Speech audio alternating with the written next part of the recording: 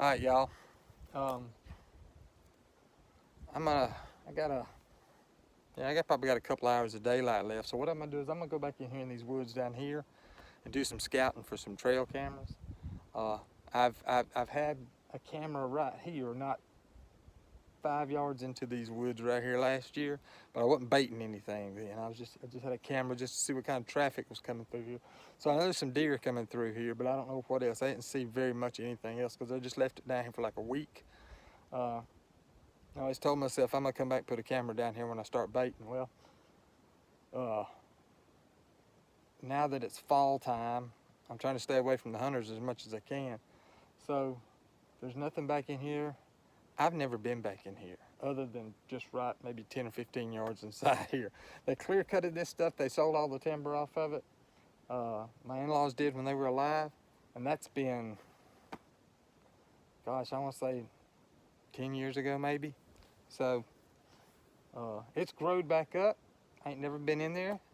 So I'm gonna go down there and see if there's a good place. This is an open little spot right here. So we're gonna find us a place to put a trail camera back in here. I got another trail back in there that's not as open as this one, but it's very well defined. You can see the trail pretty good, and it's a big trail, which means there's been some big animals moved through there. So I'm gonna probably do that another day, but today I want to just scout a little bit right in here. Now it's kind of warm. I got my snake gates on. Y'all can see my snake gates. Because I don't know if they're still crawling or not. I don't know. It's probably 77, 75 degrees out, so they may be, but they haven't been moving very much lately. So, but I got them on anyway. But we're gonna get in here and see what we can get, see what we can find. Hey, look how thick and dense it is under here. Right there's where I came through, right there. And I bet I'm not 30 yards inside the wood line here. But I had to hack every foot of the way right through there.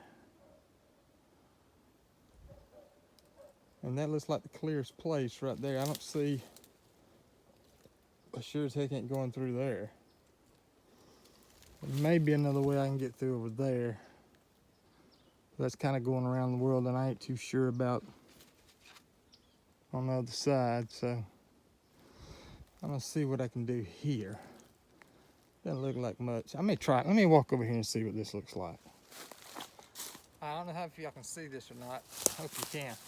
Right down there is there's a trail. It's a tunnel. Kind of goes down. It's got a bunch of overgrowth around it, but it's a big hole in the bottom. It looks like a hobbit hole. But anyway, it just kind of goes right here and goes back around the corner here. So I set up a little camera right here. It's just, I ain't baiting it or anything. I just want to see what's coming through here. It's coming through that hole and it's coming up here, and it can do one of two things. This trail kind of splits off.